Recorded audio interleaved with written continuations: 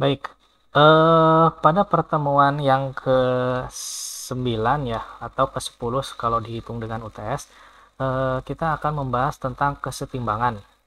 Nah, konsep kesetimbangan ini sebenarnya suatu konsep yang memang banyak sekali dipakai, terutama di teknik mesin.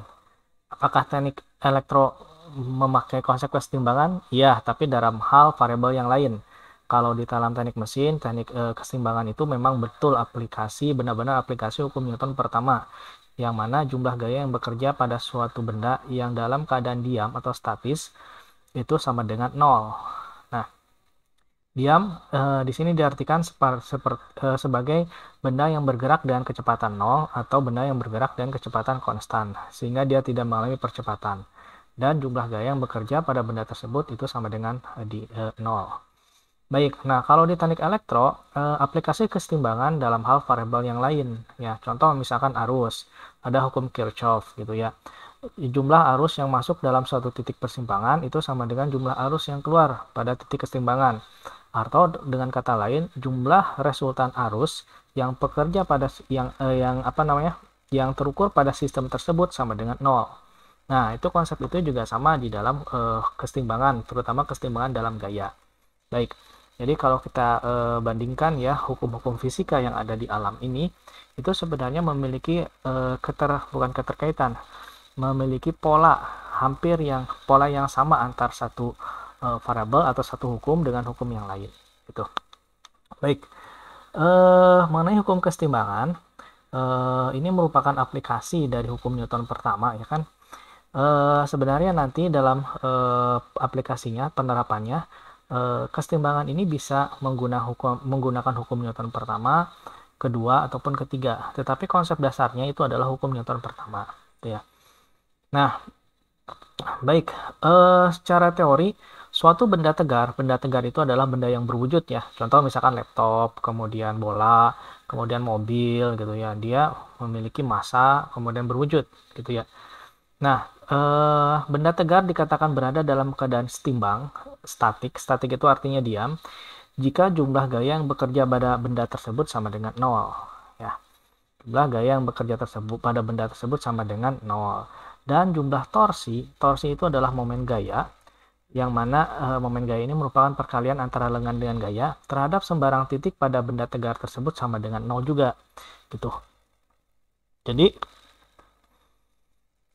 dalam kondisi setimbang, ini ada dua hal yang perlu kita pertimbangkan. Ya.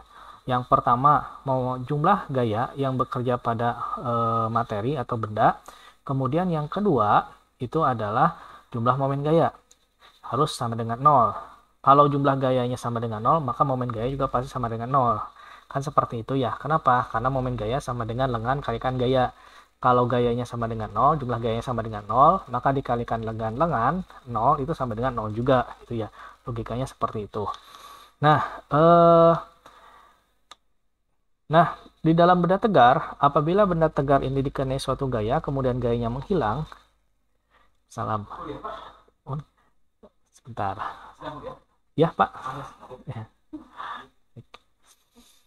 Baik, saya lanjutkan. Benda tegar ini adalah apabila dikenai suatu gaya, kemudian gayanya dihilangkan ke dalam bentuk dan ukurannya berubah, maka benda ini akan bekerja dan besarnya itu besar perubahan gaya tersebut itu berada dalam batas kewajaran. Nah, baik. Jadi ini yang perlu kita pahami bahwa di dalam pembahasan mekanika ini ada dua istilah. Yang pertama benda tegar, yang kedua benda yang tersusun dari partikel-partikel kecil.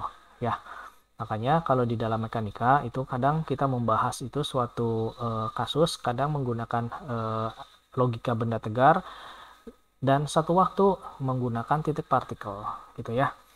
Nah, baik, kenapa perlu menggunakan logika titik partikel? Jadi, benda tegar ini bisa dibawa logikanya ke dalam bentuk titik partikel. Misalkan gitu ya, kita menarik suatu balok. Balok disimpan di atas lantai, atau kotak disimpan di atas lantai, kemudian ujungnya itu diikat dengan tali, kemudian kita tarik. Nah, apa yang terjadi? Nah, kita bisa menerapkan beberapa hukum Newton. Yang pertama bisa hukum pertama, kedua, ataupun hukum ketiga. Nah, konsekuensinya, Kalau misalkan kita menggunakan benda tegar tersebut, maka kalau kita menggambarkan suatu diagram tentang gaya, maka kita harus menggambarkan benda tegarnya, dan itu tidak efisien. Oleh karena itu, dalam menggambarkan diagram, terutama diagram gaya, biasanya benda tegar itu di diibaratkan sebagai suatu titik partikel, sehingga titik partikel ini ditarik dengan gaya tertentu, dan gaya ini akan menghasilkan suatu percepatan dan masuk ke dalam hukum Newton kedua, itu ya. Baik, nah maaf saya flashback. Ini adalah aplikasi di dalam kesetimbangan, yaitu jumlah gaya sama dengan 0. Baik. Nah, jika jumlah gaya yang bekerja pada partikel sama dengan 0, maka itu ada dua kemungkinan. Yang pertama, itu dalam keadaan diam, seperti yang saya katakan tadi. Yang kedua, benda tersebut memiliki kecepatan tetap. Artinya benda tersebut bergerak dengan gerak lurus beraturan. Nah, konsekuensinya kalau kecepatan tetap, maka percepatannya tetap. Tuh, ya. Baik. Nah, kalau misalkan umpama suatu titik partikel berada dalam ruang 3 dimensi, di dalam koordinat kartesian itu dituliskan dalam sumbu X, sumbu Y, dan sumbu Z. Nah, sumbu X ini menandakan atau memiliki vektor satuan I. Sumbu Y memiliki vektor satuan J. Sumbu Z memiliki vektor satuan K. Itu.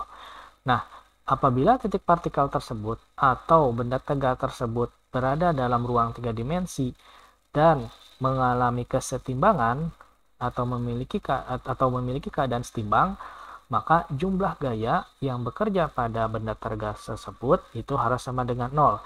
Konsekuensinya, maka proyeksi gaya ke tiap sumbu, baik itu sumbu X, sumbu Y, sumbu Z, harus sama dengan 0. Tuh. Baik, nah kesetimbangan statik ini bisa dibedakan menjadi 3. Yang pertama, kesetimbangan stabil. Ini ditandai dengan naiknya letak titik berat benda jika diberi gaya pengganggu. Nah, setelah gaya pengganggunya hilang, benda akan kembali ke keadaan semula. Contoh benda yang memiliki kesetimbangan stabil itu adalah kursi malas, kursi goyang gitu ya, kursi goyang gitu ya.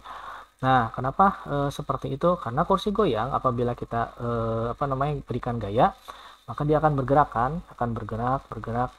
gitu ya.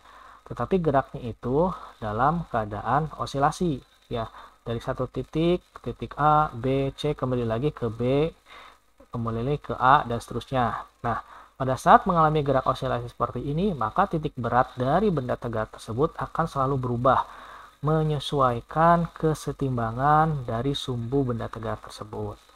Nah, ini disebut sebagai kesetimbangan stabil. Kemudian yang kedua, kesetimbangan labil. Nah, kesetimbangan labil ini ditandai dengan turunnya letak titik berat benda jika diberi gaya pengganggu. Nah, kalau misalkan gaya pengganggunya hilang, maka benda tidak kembali pada kedudukan semula. Contoh, misalkan batang kayu yang berdiri tegak. Nah, batang kayu yang berdiri tegak, titik kesetimbangan di mana? Di tengah-tengah kan ya? Tengah-tengah. Kemudian apabila ini batang kayunya itu kemudian diberi gaya, atau misalkan didorong sehingga berubah posisinya, nah titik kesetimbangan tersebut itu tidak akan kembali ke posisi semula, tetapi menyesuaikan pada posisi akhir benda tegar tersebut. Nah, ini adalah kesetimbangan labil. Baik, kemudian yang berikutnya kesetimbangan indifferent atau netral. Ini ditandai dengan tidak berubahnya posisi titik berat benda sebelum dan sesudah diberi gaya pengganggu. Nah, contohnya ini adalah silinder diletakkan di atas lantai datar. Kemudian laptop berada di atas meja, gitu ya. Ini indifferent atau netral. Jadi, meskipun kita berikan gaya, maka titik beratnya itu tidak akan berubah. Nah, nanti pertemuan berikutnya kita akan membahas tentang titik berat ya. Titik berat itu seperti apa, bagaimana cara mencari titik berat dengan beberapa metode. Ada metode titik setimbangan atau titik sumbu, garis sumbu, kemudian ada dengan metode persamaan matematika dengan menghitung jumlah massa dikalikan dengan jari-jari atau dikalikan lengan terhadap titik acuan. Tuh. Baik, contoh soal. Tentukan tegangan kali pengikat beban di bawah ini.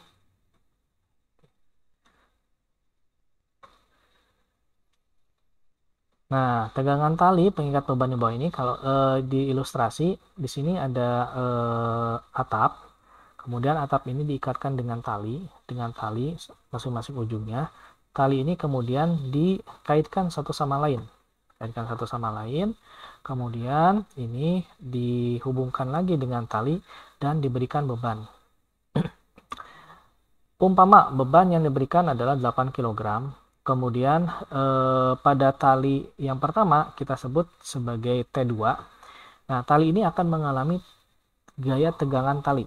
Ya, tegangan tali ini disimbolkan sebagai T. Nah, gaya tegangan tali kita sebutkan untuk yang ini ya disebut sebagai T2.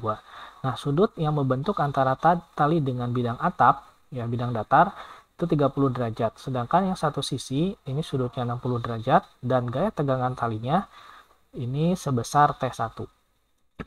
Baik. Nah, ditanyakan berapa sih gaya tegangan tali T1 kemudian T2. Nah, caranya seperti apa? Kita bisa menggunakan teorema Pitagoras. Ya, teorema Pitagoras. Yang mana nilai T1 ini sama dengan W. W dikalikan kosinus alfa dibagi dengan sinus alfa plus beta. Gitu ya. Nah, dari mana? Dari kesetimbangan. Dari kesetimbangan. Gitu ya. Bentar, saya kembali ya. Kembali ke sini. Nah, oke. Baik. Bentar. Oh ya. Nah, ini. Baik. Untuk mencari gaya tegangan tali, kalau misalkan ini keadaannya diam, statis, maka kita bisa mencari menggunakan hukum Newton pertama. Jumlah gaya sama dengan 0. Dan ini kasusnya itu berada dalam ruang 2 dimensi, maka kita dapat membuat suatu proyeksi tegangan yang pertama T1, yang kedua T2, dan proyeksi gaya berat W terhadap sumbu X dan sumbu Y. Nah, jumlah gaya yang bekerja pada sumbu X sama dengan 0 dan jumlah gaya yang bekerja pada sumbu Y sama dengan 0 gitu ya caranya. Nah, sehingga diperoleh rumus seperti ini gitu ya. Yang mana sinus alfa ditambah dengan beta gitu ya. Misalkan alfanya itu 30, betanya kemudian 60 gitu ya. Kalikan dengan T1, ini sama dengan gaya beratnya kalikan dengan kosinus alfa gitu ya. Kemudian kita hitung, ketemu nilai T1-nya 40 akar 3 Newton. Nah, untuk T2, nah ini tinggal dibalik. Nah, asalnya di sini kosinus alfa, maka di sini adalah kosinus beta gitu. Baik, dimasukkan, ketemu T2-nya 40 Newton gitu ya. Baik. Nah, maaf, sorry. Yang kedua, tentukan besar gaya F agar sistem setimbang. F-nya berapa? Sini, ya, sini. Jadi misalkan di sini ada tembok, diikatkan dengan tali, lalu tali ini dihubungkan dengan katrol ini dikaitkan dengan massa 60 kg. Nah, kalau logikanya kalau di tali ini tidak dikasih beban, maka ini kan akan lurus sini ya, lurus langsung ke sini. Tapi apabila diberikan beban, nah dia akan turun ke bawah sampai pada suatu kondisi dalam keadaan setimbang dia akan diam. Nah, berapa gaya yang diperlukan agar kondisi ini dalam keadaan setimbang? Yang mana pada tali yang pertama ini akan membentuk sudut 30 derajat. Mohon maaf ya, ini bukan 300. 30 derajat. Kemudian tegangan tali yang kedua di sini akan membentuk 60 derajat pada bidang vertikal. Ini ya. Baik, caranya bagaimana? Kita lakukan proyeksi lagi ya, proyeksi terhadap sumbu X dan sumbu Y. Gitu. Baik. Nah, kita lakukan cara yang lebih simple ya. Kalau tadi kan langsung ke dalam rumus. Nah, untuk memperoleh rumus caranya bagaimana sih? Caranya seperti ini. Baik. Yang pertama, gaya tegangan tali di sini berapa sih? Kita katakan misalkan T1 gitu ya. Kemudian gaya tegangan tali ke sini kita katakan T2. Kemudian sudutnya kita katakan 30 derajat dan ini kita katakan 60 derajat gitu ya. Dan ini adalah gayanya. Kemudian ini adalah masanya 60 kg. Nah, maka kita dapat uraikan komponen-komponen gaya ini ke dalam proyeksi sumbu X dan sumbu Y. Seperti apa? Sini ya, ini kan T2, ini T1, ini 30, ini 60. Nah, maka di sini proyeksikan terhadap X, maka T2X. Proyeksikan terhadap X yang di sini T1X. Kemudian di sini proyeksikan terhadap Y, T1Y, dan yang ini T2Y. Tuh. Baik, T2-nya berapa sih? T2, besarnya T2. Nah, kita lihat. Di sini kan ada gaya, ini kan ada tegangan tali. Nah, tegangan tali, gaya tegangan tali ke sini, walaupun dia melewati katrol, maka gaya beban pada katrol ini dapat dianggap tidak ada. Artinya tidak mempengaruhi perhitungan. Jadi tali ini memberikan beban T2. T2 nyambung kemana? Ke sini. Berapa sih sebenarnya? Ini adalah gaya berat 60 kg kali percepatan gravitasi. Ya, yaitu ini. Massa kalikan percepatan gravitasi. Kalau percepatan gravitasi kita ambil 10, maka 60 dikalikan dengan 10 sama dengan 600 Newton. Gitu ya. Baik, kita ketemu T2. Nah, berarti kita bisa mencari nilai T1 kemudian nilai F dari proyeksi ini. Gitu ya. Nah, kalau untuk mencari nilai T1 bagaimana? Nah, dari sini ya. Ini T1X, ini harus sama dengan T2X. Kenapa? Karena jumlah gaya yang bekerja pada sumbu X harus sama dengan 0. Artinya T1X sama dengan T2X. Gitu ya.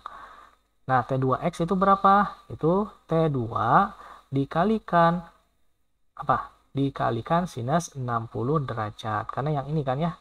Nah, yang ini yang bawah. Jadi ini adalah sinus 60 derajat. Gitu. Baik. Tadi seperti ini ya. Maaf. Nah, sumbu X, jumlah gayanya sama dengan 0. Sumbu Y, jumlah gayanya sama dengan 0. Nah, kita X dulu. Seperti yang kayak saya katakan tadi, T2X dikurangi T1X sama dengan 0. Maka T2X ini sama dengan T2 sinus 60. T1X sama dengan T1 sinus 30. Gitu ya. Baik, sinus 60 kan setengah akar 3, sinus 30 setengah. Maka T1 sama dengan, ini ada setengah, setengah bisa dicoret. T2 dikalikan akar 3. T2-nya berapa? T2 kan sama dengan W, yaitu 600. 600 akar 3. Gitu ya. Jadi ketemu ini nilainya T1, 600 akar 3. Nah, kita lihat di komponen sumbu Y. T1Y plus T2Y dikurangi F sama dengan 0. Maka T1 kosinus 30 ditambah T2 kosinus 60 sama dengan F. Nah, ini dari mana kosinus ini? Ini adalah proyeksi terhadap Y. Ini juga proyeksi terhadap Y. Dan F ini adalah gaya yang kita cari. T1 kita sudah ketemu, T2 juga sudah ketemu. Tinggal kita masukkan masing-masing nilainya. Dan ketemu nilai gayanya yaitu 2400 Newton. Sehingga gaya yang diperlukan dalam keadaan sistem katrol satu tunggal tadi agar dalam keadaan setimbang dan masing-masing tali pertama membentuk sudut 30, tali kedua 60 dengan beban masanya 60 kg, gaya yang diperlukan agar setimbang sebesar 2400 Newton. Baik, demikian untuk kesetimbangan. Ini adalah dasar-dasar kesetimbangan. Jadi yang diperlukan dalam kesetimbangan itu adalah jumlah gaya sama dengan 0. Kemudian konsekuensinya jumlah momen gaya juga pasti akan sama dengan 0 gitu ya. Nah, untuk mata kuliah fisika dasar, konsep kesetimbangan yang menjadi dasar itu adalah jumlah gaya sama dengan 0. Itu ya yang menjadi dasar. Nah, jadi tadi sudah saya berikan juga contohnya, ada dua cara. Contoh pertama itu caranya menggunakan rumus. Dan kalau menggunakan rumus, kita relatif tidak akan paham ini berasal dari mana rumusnya gitu kan ya. Nah, kemudian cara dua kita menggunakan proyeksi gitu ya. Dan yang paling banyak dipakai di dalam analisis teknik itu adalah menggunakan cara yang kedua. Kita proyeksikan terhadap sumbu X, sumbu Y. Ya, sehingga kita peroleh komponen-komponen gaya di sumbu X, sumbu Y. Kemudian dengan menggunakan aturan kesetimbangan yaitu jumlah gaya harus sama dengan 0, maka kita hitung jumlah gaya pada komponen X sama dengan 0, jumlah gaya pada komponen Y sama dengan 0. Itu. Baik, demikian untuk materi tentang kesetimbangan. Kurang lebihnya saya mohon maaf. Insya Allah minggu depan kita akan tambah materinya dengan pertemuan yang lain. Apakah ada pertanyaan? Silakan diajukan. Terima kasih. Wassalamualaikum warahmatullahi wabarakatuh.